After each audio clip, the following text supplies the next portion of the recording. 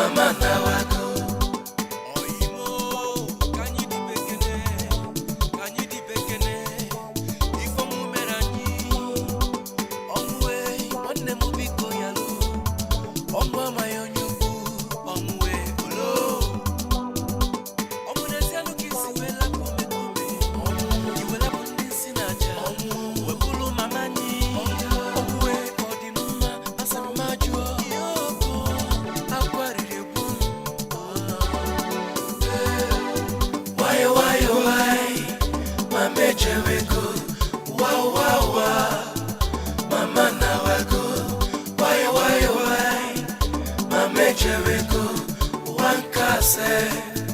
Mama nawako.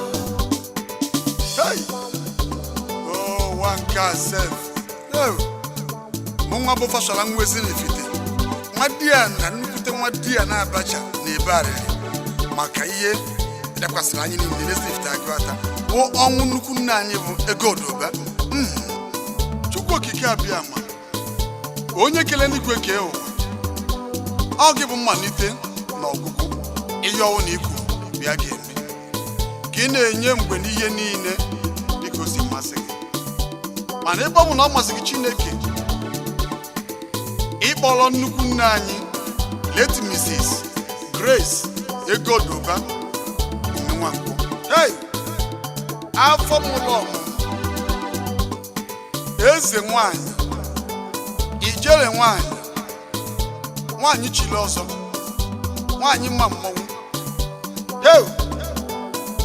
Ọkwa gị mụrụ nze Sunday Umenwankwọ Abacha, ọ na-ebe akwarị na-ajụ ebe ile.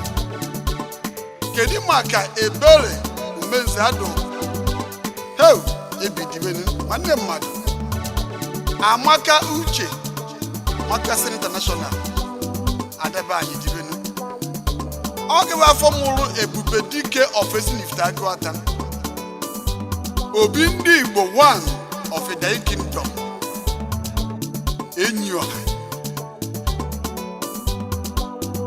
Ọkwa gị mụrụ nnukwu nwa mụrụ n'obi bụ Oziọma, ha nche na ebe arịrị na-asị mama anọta oyoyo mama ndị na-egu mama kode ka ị na-anọ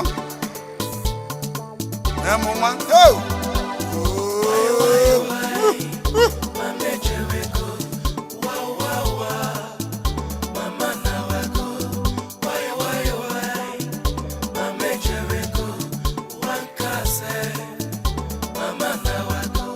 Ezinifite Agụata na ebe arịrị anya mmiri juru ha anya maka ọnwụ nnukwu nna anyị bụ late Mrs. Grace Egodoba Umenwankwọ, Mama Abacha, Mama eze ndị Igbo na Idayin Kingdom.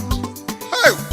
Egodoba Mayadoba onye mgbe ọ na-ahụ ọkwa na Tuesday 19th July 2022 ka oyi akpọtụ na ngwuru gị ụmụ eze ana akụ Ezinifite Agụata, Anambra State.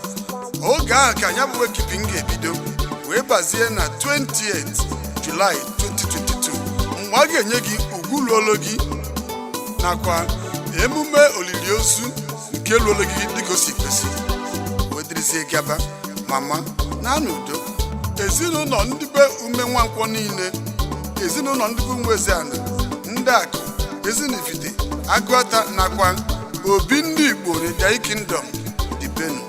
Biko ka wonu unu betụkwana nwa akwa na-ehicha anya maka Chukwu wetara Chukwu werekwara. Ọnwụ owu ọ bịara be onye.